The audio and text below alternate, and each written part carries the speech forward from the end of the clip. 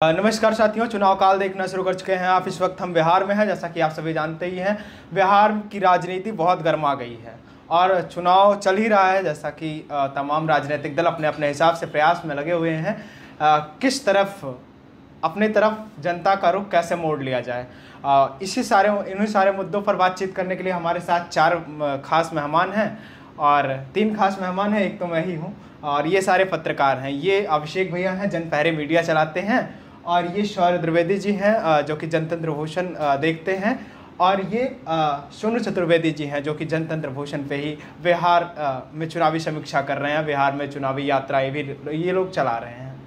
आज जो हमारा टॉपिक होने वाला है वो ये है कि नरेंद्र मोदी जी की माँ को गाली दी गई है बिहार में, और एक टॉपिक जो होने वाला है वो ये है कि अमित शाह जी का सर काटने की बात चल रही है एक नेत्री के द्वारा। टीएमसी की नेत्री हैं ये, तृणमूल कांग्रेस की। तो सबसे पहले अभिषेक भैया से शुरू करेंगे। आपको क्या लगता है कि देश के प्रधानमंत्री जी की आदरणीय माता जी को ऐसा अमर्यादित अप्रत्याशित बोलना उचित है या अनुचित है? सबसे पहले तो आपके दर्शकों को बहुत बहुत आभार है और आपको भी, आपके भी प्रति जो है कि आभार व्यक्त करते हैं।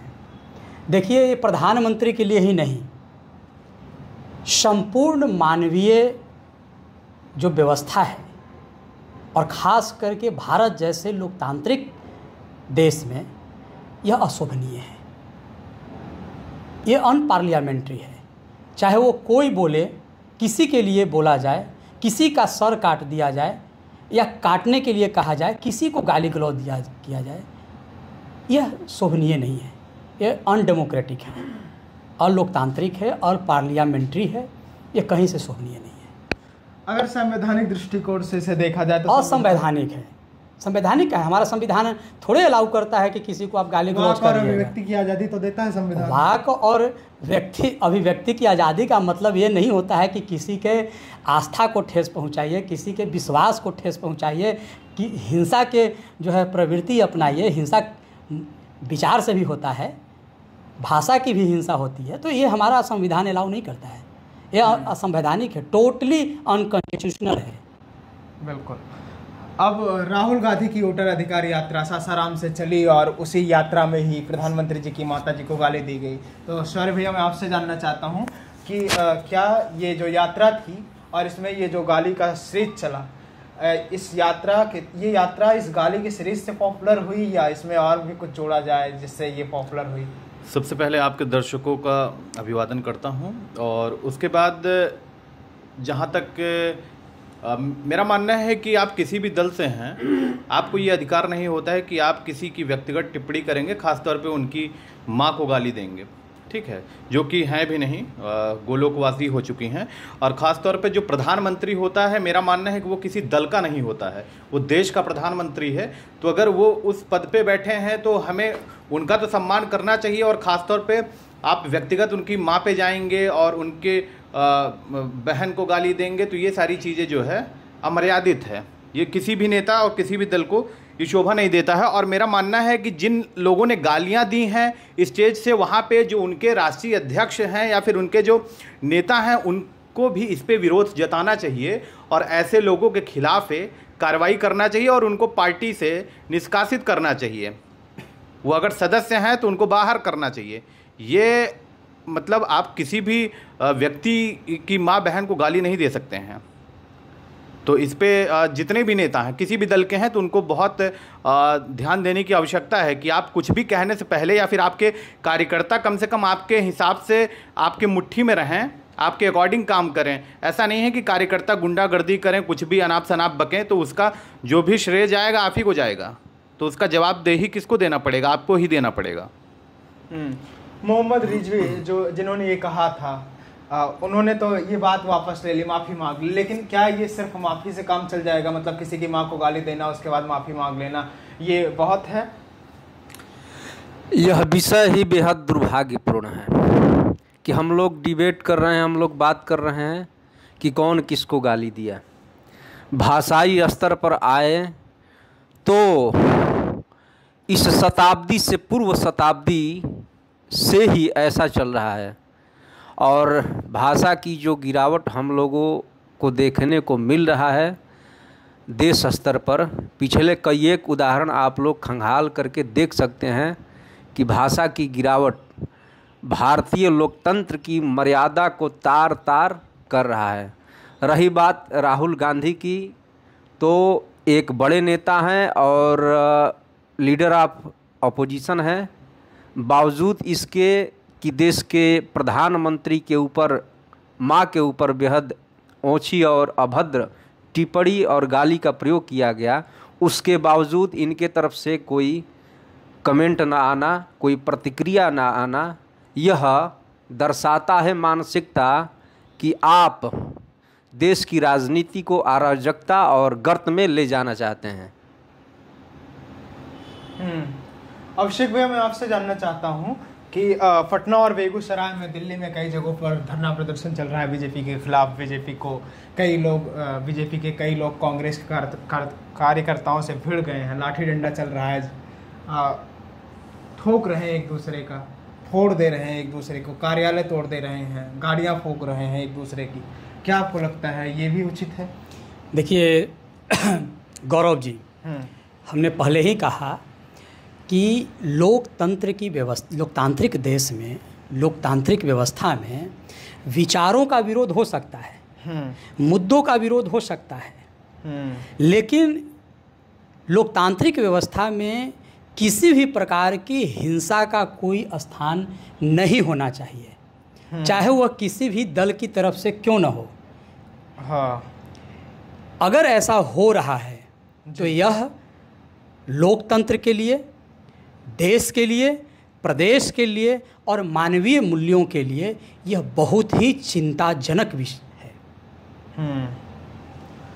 शौर्य जी, मैं आपसे वही फिर पूछना चाह रहा हूँ कि राहुल गांधी की जो ये वोटर अधिकार यात्रा है, इसको आप मॉनिटर भी कर रहे हैं और बिहार में ही मौजूद हैं, चुनावी समीक्षा भी कर रहे हैं, तो ये आपको क्या लगता है कि इन्होंने कुछ इम्पैक्ट डाला है इस वोटर अधिकार यात्रा के तहत, या वैसे का वैसा ही है?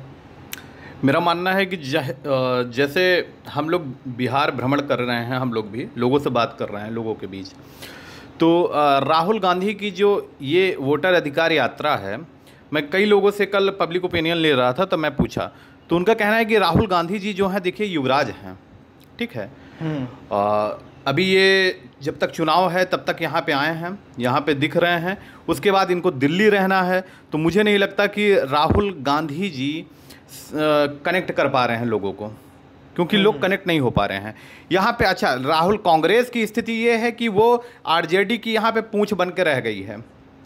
आरजेडी मेन जो चेहरा है विपक्ष की वो आरजेडी है, और कांग्रेस जो है उसकी एकदम पुछिया लगाम एक आप कह सकते हैं, उसी तरीके से है।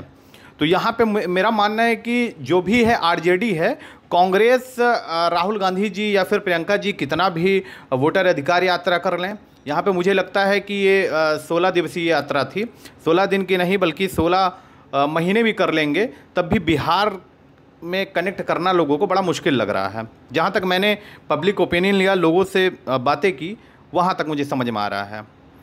और हाँ, ये उनको ये फ़ायदा मिल सकता है, आरजेडी के साथ जो है, जो भी उनकी सीटें आएंगी वो उसका फ़ायदा उनको मिलेगा, तो इसीलिए वो मुझे लगता है। मतलब आप ये कहना चाह रहे हैं कि आरजेडी की जो भीड़ है वो कांग्रेस की रैली में आ रही है, राहुल की रैली में आरजेडी की भीड़ है? बिल्कुल, आप 100% मतलब मैं वही कह रहा हूँ आपको फिर से कि मान लीजिए अगर वहाँ पे 1% भीड़ जो लोग आ रहे हैं कांग्रेस की तरफ से, और यहाँ पे जो भी 99% लोग हैं वो सब आरजेडी के तहत आपकी जो रैलियों में भीड़ उमड़ रही है वो आपको आरजेडी वाले ही भर रहे हैं। नहीं तो कांग्रेस में जो भी बाहर से भी उनके नेता समर्थक तमाम आए बाहर से, यहाँ पे आपको यहाँ बिहार का जो है लोग समझ में नहीं आएंगे, ज़्यादा बाहर से भीड़ जुटाई जा रही है। सोनू भैया, मैं आपसे जानना चाह रहा हूँ, टीएमसी के एक सांसद हैं, तृणमूल कांग्रेस की एक सांसद हैं महुआ, उन्होंने अमित शाह जी का सर कलम करके रखने की बात कही, इस पर आप क्या प्रतिक्रिया देना चाहते हैं और क्या आपका विचार है इस पर? देखिए, ये सब जितने भी प्रकरण हैं, शुरू कहाँ से हुआ इस पर ध्यान देना पड़ेगा आपको। शुरू हुआ वोट चोरी का एक मनगढ़ंत, फर्जी और बेहद बेबुनियाद आरोप लेकर के जब से नेता प्रतिपक्ष श्री राहुल गांधी जी उठे हैं, उसके बाद से ही गाली गलौज, अकड़म बकड़म तिकड़म ये सब चल रहा है। सोचने वाली बात है। एक ही सिक्के के ये सभी मोहरे हैं और लगातार भारतीय लोकतंत्र की जो नींव है उसको कमज़ोर करने का जो असली सूत्रधार है नेता प्रतिपक्ष। वोट चोरी की बात इससे पहले आपने किया, क्या एक भी उनके उनके द्वारा दिया गया तर्क सत्य सिद्ध हुआ? बिल्कुल नहीं। 1 लाख लोगों की जो वो बात कर रहे थे, तो 1 लाख लोगों का नाम तो सार्वजनिक नहीं किए, मात्र 5 से 10 लोगों का सार्वजनिक किए। वो भी आ रहा है कि ये सब गलत है। मृत लोगों का नाम सामने लेकर के आए, उनके साथ चाय भी पिए, तो क्या यह संभव नहीं है? इतने बड़े मैकेनिज़्म, इतने बड़े मशीनरी और इतने बड़े मास लेवल पर जो कलेक्शन है उसमें 3 से 4% का जो खामी है होता है। मैं आपकी बात से सहमत हूँ, लेकिन मैं अभिषेक भैया आपसे जानना चाहता हूँ। महुआ मोइत्रा की बात आपने की, हाँ बताइए। तो वो पहचान वाली हैं। ऐसी ही भाषा, ऐसी ही टीका टिप्पणी के लिए वो प्रसिद्ध हैं और ये रुकने वाला नहीं है, ये चलता ही रहेगा। आज आया, कल फिर चलेगा, फिर परसों फिर नया आएगा, ऐसे ही चलता रहेगा। तो जितने भी नेता पक्ष वाले हैं या विपक्ष वाले हैं, ये लोग रोज़ नए नए गाली गलौज वाला सब मैटर लेकर के आएंगे, उथल पुथल होगा, फिर आगे बढ़ेंगे। अभिषेक भैया, मैं आपसे ये जानना चाह रहा हूँ, जैसे कि संवाद स्थापित करने का प्रयास करते हैं तमाम राजनीतिक दल, अपने अपने हिसाब से आलोचना और सब कुछ करते हैं। वो लोग आलोचना करते हैं एक दूसरे की, फिर एक साथ बैठ के चाय पीते हैं। इसमें जनता को अपने आप को कहाँ रखना चाहिए? और ये जो वोटर अधिकार यात्रा है, इसका वाकई मतलब क्या है? क्या सही में ये वोटरों के अधिकार की यात्रा है, या इसके अलावा भी इसके कोई और पक्ष हैं? या देखिए, सबसे पहले तो लोकतंत्र को समझिए। लोकतंत्र की परिभाषा में यह कहा जाता है कि लोकतंत्र मूर्खों का शासन है। और इस बात को जो राजनेता लोग हैं, जो प्रतिनिधि है, जनप्रतिनिधि, वो इस बात को समझते हैं कि हमारी जनता को स्वर्ग नहीं चाहिए, स्वर चाहिए। भाषा से उनको तृप्त करते रहिए, ग्राउंड पर उनको कुछ नहीं चाहिए। ठीक है। अब रह गई कि वोट चोरी या वोट अधिकार की जो यात्रा है, आपने कभी इधर 10-15 सालों में कभी सुना है कि कहीं बूथ लूट लिया गया बड़े पैमाने पर? नहीं, मुझे तो नहीं सुनाई दिया। नहीं सुने होंगे। लेकिन इसी बिहार में हमने देखा है, सुना भी है कि बंदूकधारी लोग जा कर पेटी के पेटी बूथ को लूट लेते थे, और वहाँ 10 को गया, खड़ा हो गया, और सारे 10 को लोग मिलकर जितने ठप्पा लगा दिए, बाकी सारे वोट नहीं देते थे। वो 14 की पहले की बात है, और केंद्र में कांग्रेस की ही सरकार होती थी और बिहार में गैर एनडीए की सरकार थी। हम कोई पार्टी और अलायंस के पक्षधर नहीं हैं, हम पक्षधर हैं तो जनता के पक्षधर हैं, क्योंकि हम जनप्रहरी हैं। और इसीलिए हम बात कर रहे हैं कि विपक्ष, जो आज के जो मौजूदा विपक्ष है, कहीं न कहीं भटक रहा है, भटक गया है, मुद्दों से भटक गया है। इनके पास रिप्रेजेंटेटिव नहीं है मजबूत कि जो मुद्दा को पकड़कर जनता से कनेक्ट कर सके। अब हो सकता है कि विद्वता की कमी तो है नहीं देश में, लेकिन फेस कहीं चमक न जाए किसी का, इसका भी भय बना होता है। हम कह रहे हैं कि बहुत सारी ऐसे चीज़ें हैं कांग्रेस के पास, बहुत सारी ऐसी बातें हैं, यहाँ बहुत सारे योग्य युवा भी हैं जिनको आगे बढ़ाकर तेजस्वी जी के पास, जो अपने उपलब्धियों को गिना सकते हैं, रिप्रेजेंट कर सकते हैं, पब्लिक को कनेक्ट कर सकते हैं, लेकिन किसी न किसी परिस्थिति में वो ऐसा कर नहीं पा रहे हैं, लोग को कनेक्ट नहीं कर पा रहे हैं और मूल मुद्दा से भटक रहे हैं। SIR ये हमेशा होते रहता है, कुछ न कुछ त्रुटि। हमारी बात आप समझिए, हमारे जब वोटर लिस्ट था ना, तो हम कार्ड आपको देते तो हमारी फेस नहीं पहचान पाते आप। हम कई कैसे लोगों को जानते हैं जिनका वोटर लिस्ट बना है कि वो है पुरुष और महिला का फोटो है, जन्म हुआ है 86 में और 66 उसमें डेट ऑफ बर्थ है। अच्छा, लेकिन इसमें एक बात तो गलतियां होती है, ये कोई विशेष मैटर नहीं है। मैं आपके बात से सहमत हूँ इस विषय पर, क्योंकि ये चुनाव आयोग के पास अपना कोई टीम नहीं है ढंग का, वो अध्यापकों को लगाकर करवाते हैं, वो तो हमें भी पता है, गलतियां हो सकती हैं, लेकिन क्या उन गलतियों को एक्सेप्ट भी नहीं किया जाना चाहिए? वो गलती मानने को भी तैयार नहीं है। कई जगहों पर उन्होंने कहा कि हमें जवाब चाहिए। अगर नेता प्रतिपक्ष ने ये बताया कि ऐसा ऐसा हुआ है, तो यहाँ पर चुनाव आयोग को विपक्ष के भी विश्वास को जीतना चाहिए। यह लोकतांत्रिक देश है, लोकतंत्र में सत्ता पक्ष जितना जरूरी है ना, उससे कम जरूरी देश के लिए, लोकतंत्र के लिए विपक्ष नहीं है। इसलिए चुनाव आयोग को चाहिए कि विपक्ष को यदि उसको भी विश्वास मिले, उसको संतुष्ट करें। शौर्य भैया, मैं आपसे ये जानना चाह रहा हूँ कि आज की जो स्थिति है अभी जी, उसमें आप बिहार की राजनीति में एनडीए और इंडिया को कहाँ देखते हैं, और इसमें एक जो नया दल जुड़ रहा है जनसुराज, उसको कहाँ, उसकी भूमिका कहाँ पाते हैं? बहुत अच्छा सवाल किया आपने। पहले तो अगर मैं एनडीए और इंडिया गठबंधन की बात करूं, देखिए, ये हमें यहाँ पे इस पे जाने से पहले दो तथ्यों को देखना पड़ेगा।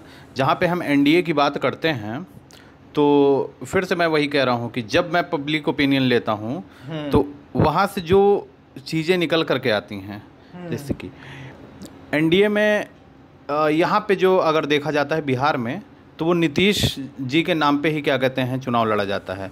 अब यहाँ पे कुछ खास, जैसे कि हम एक तरीके से आरजेडी के साथ कांग्रेस को जोड़ते हैं, तो उससे मतलब बहुत ज़्यादा ये नहीं कहेंगे कि बहुत ज़्यादा मजबूत क्या कहते हैं बीजेपी यहाँ पे अपना सीन जो है अच्छा प्ले कर रही है। वही रोल है उसका जिस तरीके से कांग्रेस का है। लेकिन हाँ, कुछ मामलों में ले करके बीजेपी जो है यहाँ पे एक अपने मुद्दे जो है कायम कर रही है, उस पर अस्थाई बनी हुई है। नहीं तो यहाँ पे विशेष मुद्दे नहीं हैं इन लोगों के। नीतीश कुमार के चेहरे पे ही जो है यहाँ पे चुनाव लड़ा जा रहा है। और जहाँ तक प्रशांत किशोर की बात है, तो प्रशांत किशोर जी को अगर आप सोचिए कि इग्नोर कर लीजिए, तो बिहार में इस समय इग्नोर करना बड़ा मुश्किल है, क्योंकि प्रशांत जी ने कम समय में जो कनेक्टिविटी किया है, बिहार में लोगों को जोड़ा है। लगभग 3 साल से वो लगातार काम कर रहे हैं यहाँ पे, 2.5-3 साल से, और कम समय में ज़्यादा से ज़्यादा लोगों तक कनेक्ट हो चुके हैं, क्योंकि उन्होंने मुद्दों की बात की है। ये एनडीए और इंडिया गठबंधन की बात आप करते हैं, इनके पास मुद्दे क्या हैं? प्रशांत जी ने उन्हीं मुद्दों को, वाकई मुद्दों की बात की है, युवा तक जोड़ा है, कनेक्ट कर रहे हैं लोगों को। ये जो यहाँ पे ज़मीनी स्तर के मुद्दे हैं बिहार की, उसी पे इलेक्शन लड़ना है। इस तरीके हवाई बातें नहीं करनी है। यहाँ पे बिहार की बात करनी है तो बिहार की जो मुद्दे हैं, पलायन से लेकर के, प्रशांत जी ने पलायन की बात की है। उसके बाद यहाँ पे जैसे कि शिक्षा, स्वास्थ्य, इन सब पे बात की है। तो बिहार के लोगों को पहले जो इन सब चीज़ों की आवश्यकता है, छोटी मोटी जो नीड्स हैं, उनकी ये कंप्लीट नहीं है। आपका हमने यहीं पे बिहार में न जाने कितने जिला में कैमूर में था, वहाँ पे गाँव की बदहाली देखे, वहाँ पे ना सड़कें हैं ना लाइट है। हाँ, मतलब नीतीश जी जहाँ तक बीजेपी कहती है कि हर घर सिलेंडर पहुँचेगा, हर घर लाइट, स्वच्छता, आपको क्या कहते हैं बिजली दी जा रही है, वहाँ पे कुछ नहीं है। मतलब कहाँ है? मोदी जी को इसका भी जवाब देना पड़ेगा। देश के बाहर थोड़ी कैमूर जैसे ज़िले आ रहे हैं, और उसके अंदर जो गांव हैं वहाँ पे लोग आदिवासी समाज के लोग थे, वहाँ पे लोग खाने को तरस रहे हैं। और जिस तरीके से यहाँ पे 5 किलो राशन दिया जा रहा है, उसमें से 1 किलो काट लिया जा रहा है, 4 किलो लोगों तक वो भी नहीं पहुँच पा रहे हैं। अफसरशाही चल रही है। नीतीश जी क्या कर रहे हैं समझ में नहीं आ रहा है। कम से कम अगर बीजेपी वाले बड़ी बड़ी बातें करते हैं तो उनको ध्यान देना पड़ेगा।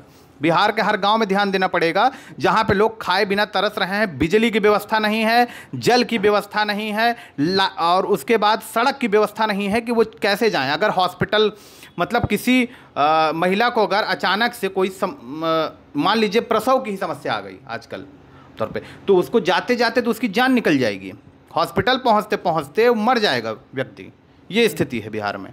तो बात, आप बड़े बड़े दावे क्या करते हैं, किन मुद्दों पे आप मुद्दे आपके पास आ जाते हैं जब चुनाव आ जाता है, उसके पहले आप लोग कहाँ हो जाते हैं? आपको ये चीज़ें कब दिखेगी, ये एक बड़ा विषय है। इन पे आप लोग कब चुनाव लड़ेंगे? कांग्रेस ये वोटर अधिकार यात्रा से क्या होगा?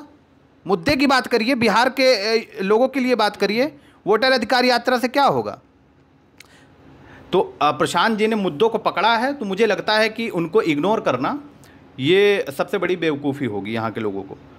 तो प्रशांत जी जिस तरीके से आए हैं, अब आगे ईश्वर जाने, क्योंकि लोग जब आते हैं रफ्तार के साथ, बाद में उसी सिस्टम ऐसा है कि उसी में रह जाते हैं। लेकिन अभी वो जो जिस तरीके से बात कर रहे हैं, मुझे लगता है कि बिहार के लोग उनसे कनेक्ट हो रहे हैं, खासतौर पे युवा वर्ग।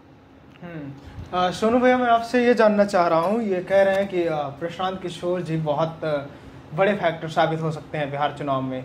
तो अभी आप आज के परिप्रेक्ष्य में, जब चुनाव थोड़े ही दिन बचा है, 2-2.5 महीने बचा है, तो आप प्रशांत किशोर जी को कहाँ देखते हैं और उनकी जनसुराज को कहाँ देखते हैं? इंडिया और एनडीए के स्थान पर अगर उनका विश्लेषण किया जाए, उनको जोड़ा जाए, उस पैमाने पर फिट करने का प्रयास किया जाए, तो कहाँ है वो?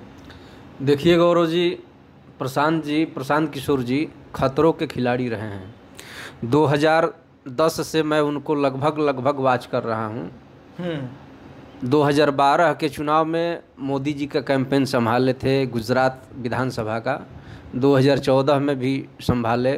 उसके बाद लगभग 10 पार्टियों के साथ उनका लाई हुआ। उसके बाद काम किए और लिखित तौर पर कि मैं निकाल लूँगा। तो एक स्थापित किसी भी व्यवस्था को आगे करना थोड़ा सा आसान होता है। यदि घर आपका पुराना है और उसको कहा जाए कि प्लस्तर करके बढ़िया से सजाव जा करके ठीक ठाक कर दीजिए, तो उसमें कम खर्च भी आता है, मेहनत भी कम आता है। और कहिएगा कि यह बंजर ज़मीन है और वहाँ से नींव डाल करके उठाइए, ऊपर 2 मंजिला 3 मंजिला करिए, तो एक्सपेंसिव भी होता है। राजनीतिक तौर पर समय देना पड़ेगा, चूँकि समय दे रहे हैं। यह प्रशांत किशोर जी एक राजनीतिक पर्यटक के तौर पर नहीं, बल्कि स्थापित होने के लिए आए हैं, ऐसा लग रहा है उनकी बातों से। और उनकी बातें आम जन को कनेक्ट कर रही है, युवाओं को कनेक्ट कर रही है। एक कम पढ़ा लिखा व्यक्ति भी उनके बात को सुन रहा है, समझ रहा है कि कहना क्या चाहते हैं, और एक बहुत पढ़ा लिखा व्यक्ति भी उसी बुद्धिमत्ता से सुन रहा है, समझ रहा है, उनका जो विज़न है उसको समझ रहा है। तो प्रशांत किशोर जी कह सकते हैं कि टिकाऊ हैं और आगे बढ़ेंगे बिहार में, वोट शेयर बनाएंगे। सीटों का अभी दावा नहीं किया जा सकता, क्योंकि जातियों का जोड़ है, जातियों का तोड़ है और जातियों का मेल मिलाप भी है। तो इस चक्रव्यूह को जो लांघ पाएगा, तोड़ पाएगा, वही होगा बिहार का असली सरताज। तो आगे आने वाला महीना, 1-2 महीने में चुनाव है, तो जब भी चुनाव की घोषणा होती है तो सुगबुगाहट आ ही जाएगी बिहार की जनता की तरफ से कि हवा का रुख किधर मुड़ रहा है। अभिषेक भैया, मैं आपसे ये जानना चाह रहा हूँ कि एक जब रणनीतिकार हो, चुनावी रणनीतिकार, और एक राजनेता बनना हो, मतलब आप दावा कर रहे हो कि आप बिहार को बदल देंगे, सब कुछ कर देंगे, बिहार में अलट पलट कर देंगे पूरा। उन्होंने, ये सही है कि उन्होंने कई लोगों के लिए स्ट्रैटेजी बनाई, देश के प्रधानमंत्री जी के लिए भी स्ट्रैटेजी बनाई, लेकिन चेहरा आज तक उनका सामने नहीं आया था। ये पहली बार है जब वो रणनीतिकार से नेता बन रहे हैं। तो आज तक वो फ्लॉप नहीं हुए, लेकिन इस बार फ्लॉप नहीं होंगे इसकी कोई गारंटी नहीं है। तो आपको क्या लगता है इसमें? देखिए, चुनावी दंगल में किसी चीज़ की गारंटी नहीं होती है, जनता के हाथ में होती है। और समीकरण भी महत्वपूर्ण भूमिका अदा करता है। प्रशांत जी के लिए आपने रणनीति कहा, रणनीतिकार रहे भी कई पार्टियों के, जैसा कि सोनू जी कहे, इनके बातों से हम सहमत हैं। प्रशांत जी रण की नीति को जानते हैं तभी ना रणनीतिकार हुए। रण की नीति को वो जानते हैं और बिहार में वो समझ गए कि यहाँ किन चीज़ों की ज़रूरत है। देख ना रहे एनडीए लाठी लेके उसको मार रहा है, वो उसको गाली दे रहा है ना। अभी आपने ही चर्चा किया है, कोई वोट चोरी का रैली निकाल रहा है तो कोई कुछ कर रहा है, और ये क्या कर रहे हैं? प्रशांत जी स्कूल का बस्ता लेकर हर घर में जा रहे हैं, कनेक्ट कर रहे हैं लोगों को। जैसा सोनू जी ने कहा कि मुद्दा को पकड़ लिए हैं, जैसा कि अभी शौर्य जी ने कहा कि जब रिपोर्टिंग करते हैं कैमूर बिहार से बाहर है, भारत के नक्शा से बाहर है। कैमूर को अगर सजा दिया जाए और संवार दिया जाए तो बिहार में पर्यटन की असीम संभावना है। बिल्कुल है। लेकिन यहाँ की सरकार कैमूर को या आकर्षक जो भी पर्यटन के चीज़ें रहा है उपेक्षित रखा है। नीतीश कुमार नालंदा से ही इसलिए थोड़ा सा राजगीर को सजा दिए हैं, लेकिन राजगीर से ज़्यादा पर्यटन की और प्रकृति की जो है से कि वो है, आप उसको स्विट्जरलैंड कह सकते हैं बिहार के। बिल्कुल, आप तो कैमूर से घूम के आ रहे हैं। मैं तो घूमा हूँ। और लेकिन संसाधनों आज के दौर में जहां हम 5G और 6G की बात कर रहे हैं, विकास के बड़े बड़े दावे कर रहे हैं, वहां आज भी वो विकास से वंचित है, सामान्य मौलिक विकास से वंचित है, नहीं मिल पा रहा है। तो अब इन्हीं चीज़ों को प्रशांत जी ने पकड़ा है। जैसा कि सोनू जी ने कहा इनके बातों से सहमत हैं कि अब उस नंबर में वो कितना आएंगे, कितना उनका जीत कर वो कैंडिडेट आता है, ये कहना मुश्किल है अभी। लेकिन त्रिकोणीय लड़ाई जो है ना वो दिखने को मिल रहा है बिहार में। एक तरफ एनडीए के 5 धुरंधर हैं, दूसरी तरफ महागठबंधन के शेष, और अकेला शेर की तरह जो है प्रशांत जो है मैदान में है। तो प्रशांत किशोर लग रहा है कि कुछ पॉजिटिव होगा। अच्छा, एक बात जो मैं सौर्य भैया से जानना चाह रहा हूँ वो ये है कि प्रशांत किशोर जी पर आरोप लगता है फॉरवर्ड हैं, ब्राह्मण जाति से हैं, उन्होंने अपना नाम छुपाया। उन्होंने अभी तो कहा कई इंटरव्यू में कि हमने छुपाया नहीं है, आप लोग जानते हैं कि पूरा नाम, मेरा नाम आधा प्रशांत किशोर है, उसके आगे पांडे है। लेकिन क्या ये संभव है कि एक ब्राह्मण परिवार का व्यक्ति, ब्राह्मण व्यक्ति भी बिहार के 2-2.5% 3% जो ब्राह्मण है, 3.4% ब्राह्मण है, उनमें अपने आप को स्थापित करके सरकार बना सकता है या ऐसा कुछ कर सकता है? इसका जवाब आप ही देना चाह रहे हैं तो आप ही दे दीजिए। 20 वर्षों से बिहार के मुख्यमंत्री कौन है? नीतीश कुमार जी हैं। उनका जाति का पता है आपको कि कितना प्रतिशत है? 2-2.5% कुल मिला के होंगे। ब्राह्मणों का तो उनसे ज़्यादा है। जी बिल्कुल है ना। और ब्राह्मण की जब बात आ जाती है तो ब्राह्मण जो है ना, जैसे सब्जी में टमाटर होता है ना, वैसे ही जाति में ब्राह्मण होता है। वो सब जगह एडजस्ट कर जाते हैं। इतना नम्र स्वभाव के, इतना सरल स्वभाव के, इतना मधुर भाषी होते हैं कि वो सभी जगह सेटल कर जाते हैं। अब रह गई ये बात, हम बात को कहा। दूसरी चीज़ प्रशांत किशोर को लेकर आप बात कर रहे हैं जी। प्रशांत किशोर ने इसका खंडन किया है कि उनका नाम प्रशांत किशोर पांडे नहीं, उनके पिताजी पांडे हैं, पिताजी के नाम में पांडे है। और श्री कृष्ण बाबू कौन थे? भूमिहार थे जी, माने फॉरवर्ड थे। सबसे पहले जब मुख्यमंत्री बने तो देवघर में दलितों को प्रवेश कराया। राजनारायण कौन थे? वो फॉरवर्ड ही थे। क्या किए उन्होंने? अपना सारा जमीन दान कर दिया दलितों में। अम्बेडकर का टाइटल जानते हैं ना? अम्बेडकर, भीमराव अम्बेडकर जो अभी हमारे संग्रह करता है संविधान के, निर्माता भी लोग बोलते हैं। अम्बेडकर का जो टाइटल है वो ब्राह्मणों का टाइटल है। अम्बेडकर को पढ़ने के लिए कौन आगे किया? अम्बेडकर की पत्नी कौन थी? विनोबा भावे कौन थे? स्वामी सहजानंद सरस्वती कौन थे? ये अमूलचूल जो परिवर्तन पूरे बिहार में और पूरे देश में जो हुआ है, सांस्कृतिक और बौद्धिक, इन दोनों में ब्राह्मणों का योगदान कम नहीं रहा है। और मुझे लगता है कि ये जो मतलब, और ये बात सिर्फ हम नहीं कह रहे हैं, ये पूरे समाज जानता है। हम हमेशा ब्राह्मणवाद के खिलाफ हैं। अगर व्यक्तिगत मेरी बात करें, है ना, ब्राह्मणवाद के खिलाफ है। हम तो वसुधैव कुटुंबकम को मानने वाले हैं, सनातनी हैं, सनातन विचारधारा के लोग हैं।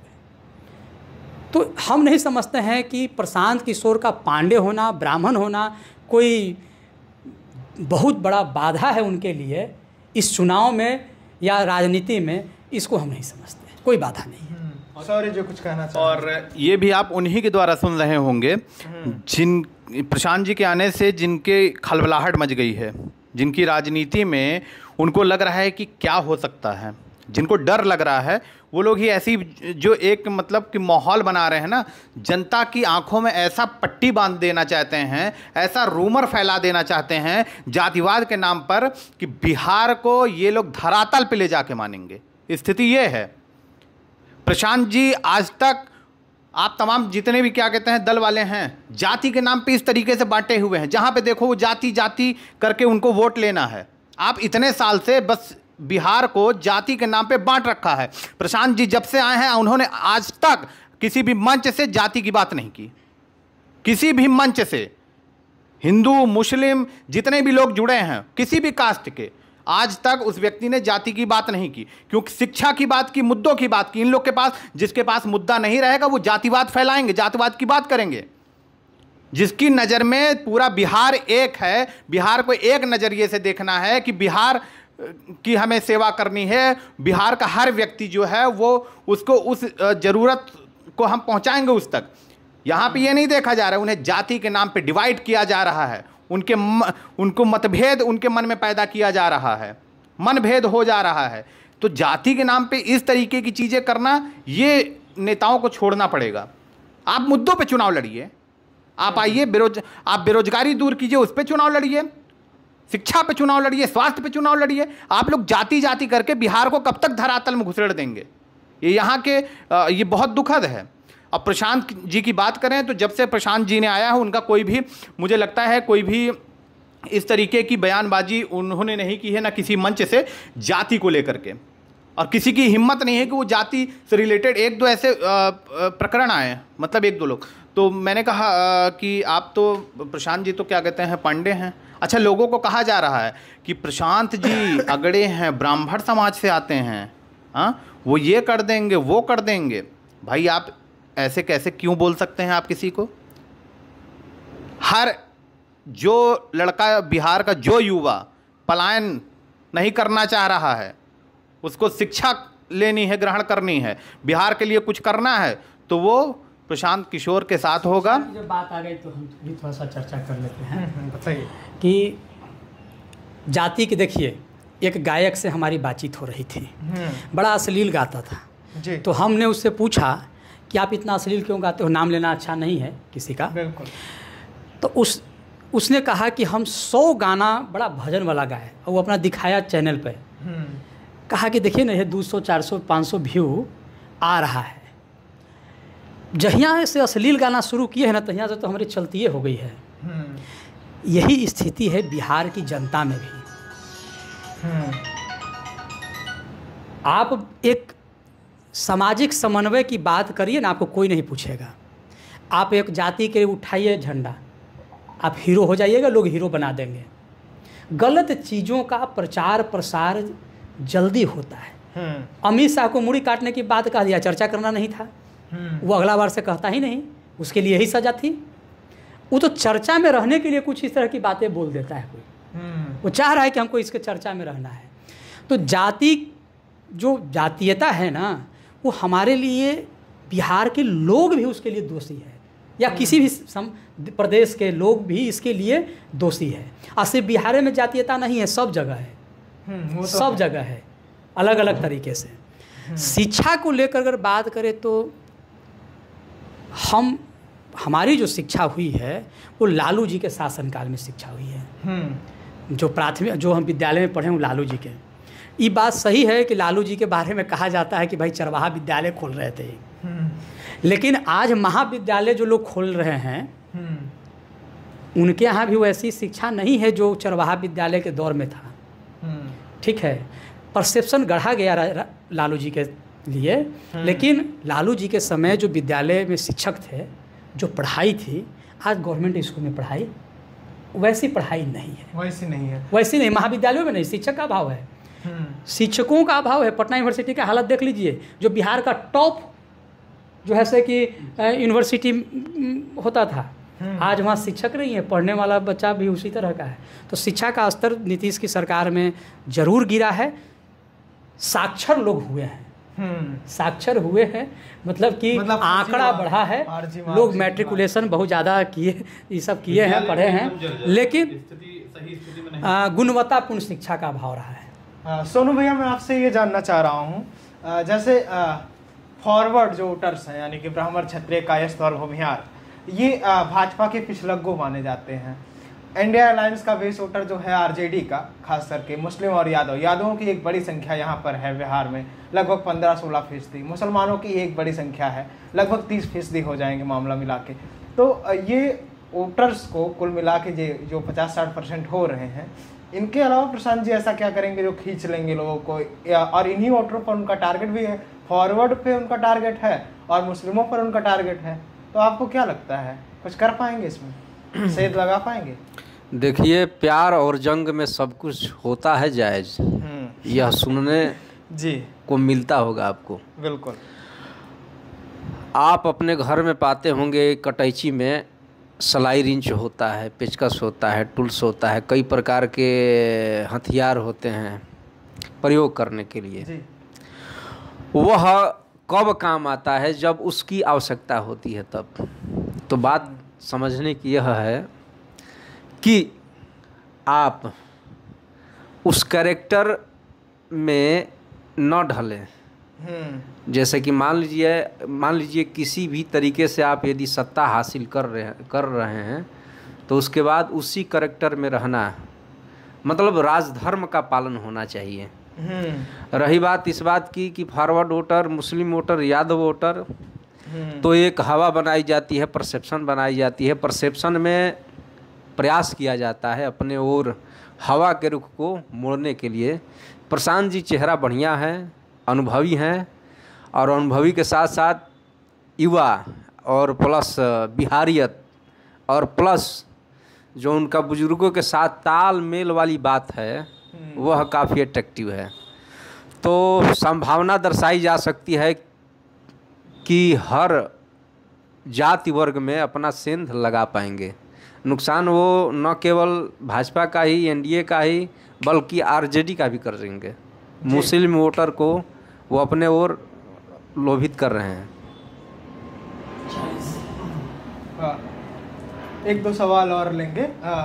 तो शौर भैया, मैं आपसे ये जानना चाह रहा था कि ये जो राहुल गांधी की यात्रा हुई, अब इसका उपसंहार होने जा रहा है। 1 तारीख को पटना में इसकी रैली है, और बड़ी रैली है, जिसमें यादवों के बड़े नेता उत्तर प्रदेश के माने जाते हैं अखिलेश यादव, और लोकसभा में 3रे नंबर की पार्टी भी हैं, वो भी आकर आज रोड शो कर रहे हैं तमाम जगहों पर, और उसमें शामिल होने की कवायद लगाई जा रही है। तो क्या बिहार में यादवों के नेता अखिलेश यादव बन सकते हैं, क्योंकि तेजस्वी यादव को उन्होंने पिछाड़ दिया है, ऐसा कुछ है, या उनकी लोकसभा में सीटें कम आए, इसके लिए अखिलेश यादव को वहाँ से आना पड़ा है ये संभालने के लिए?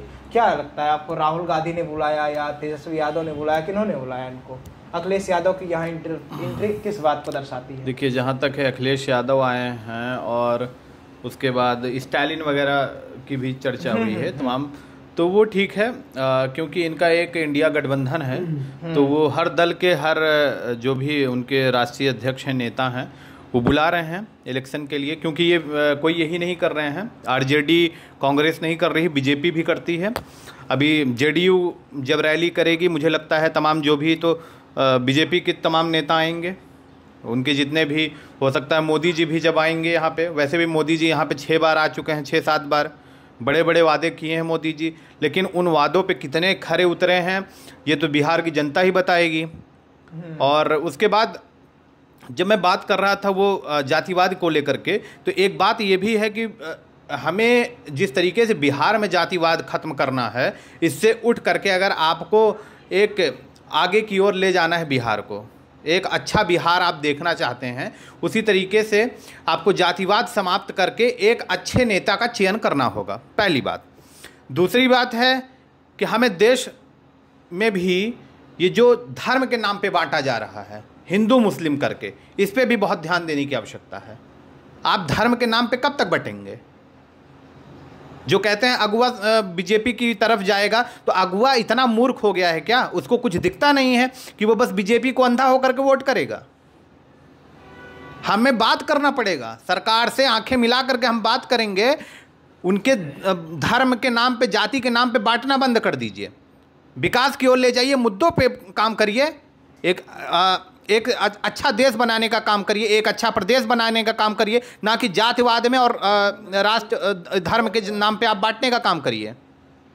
तीसरी बात फिर मैं आता हूँ, आपने जैसा कहा कि उनके आने से अखिलेश जी आएंगे, तो मुझे लगता है कहीं ना कहीं जो यादव समाज के लोग हैं कनेक्ट होंगे, ये भी अच्छी बात है। और मुझे लगता है कि आपको जीतने के लिए बस यादव समाज को कनेक्ट नहीं करना है, कि कोई भी पार्टी हो, वो जेडीयू हो, बीजेपी हो, आरजेडी हो, आप यादव का लेकर वोट नहीं जीत जाएंगे। बीजेपी सवर्ण और लोगों का, क्षत्रिय ब्राह्मण, इनका वोट लेकर के नहीं जीत जाएगी।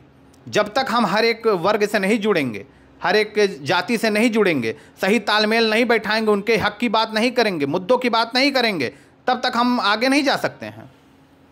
एक और क्वेश्चन अभिषेक भैया मैं आपसे लेना चाहता हूं कि अब कहा जा रहा है कि राजनीति जो है, चाहे इंडिया अलायंस हुई, चाहे एनडीए गठबंधन हुआ, इन दोनों की राजनीति बहुत ही ध्रुवीकरण की हो गई है, मतलब ऐसी बदल।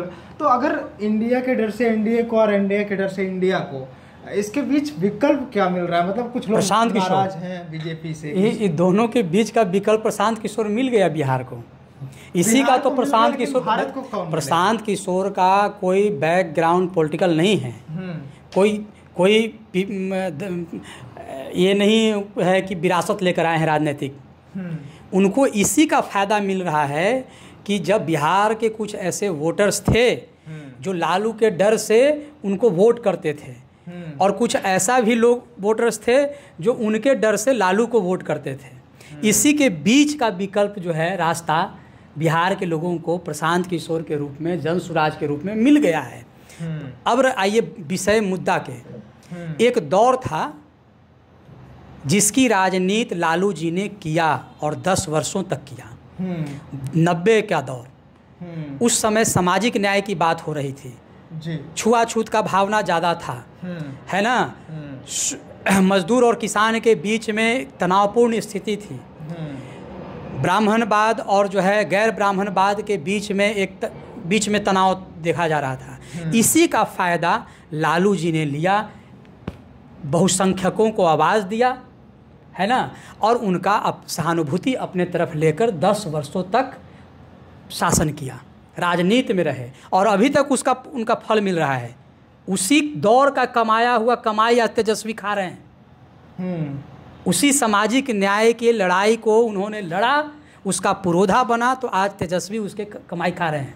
अब उससे आगे का दौर चलिए, 2005 सामाजिक न्याय के दौर में जातीय संघर्ष बिहार में हुआ, लोग ऊब गए, एक वर्ग जो है एकदम जियो और जीने और मरने की कसम खा रहे थे कि चाहे जो भी हो हम लालू की सत्ता को उखाड़ कर फेंक देंगे। तो लालू का परम मित्र नीतीश कुमार, परम मित्र बोल रहे हैं, एकदम परम मित्र थे दोनों जी। उन्होंने कहा कि अब ये तो मौका है कि हम हूँ जो है सो कि इस मलाई का कुछ खा लेना मलाई। तो उन्होंने एक धारा लेकर चला जंगल राज के खिलाफ, और उनका नेतृत्व को स्वीकार करने के लिए आगे बढ़े जो लालू जी के खिलाफ में जो वर्ग था। और उसके बाद फिर उन्होंने जो है से कि उनका आवाज़ दिया। 2005 में उनकी सरकार बनी और बिहार तब तक जो है कि सड़कें खंडहर हो चुकी थी, हर जगह रक्त रंजित ग्राउंड हो चुके थे, रक्त रंजित पूरे जैसे कि गांव हो चुका था। 2005 में जब नीतीश कुमार आए तो सबसे पहले जितने भी उग्रवादी था ना, उन सब को जेल में डालना शुरू किया। लेकिन राजनीति कैसा होता है सर समझिए व्यक्तिगत जो बाहुबली जो डॉन था ना, वो सब नीतीश के शाहगर्दी थे, मतलब शागिर्द थे, उनको कुछ नहीं किए।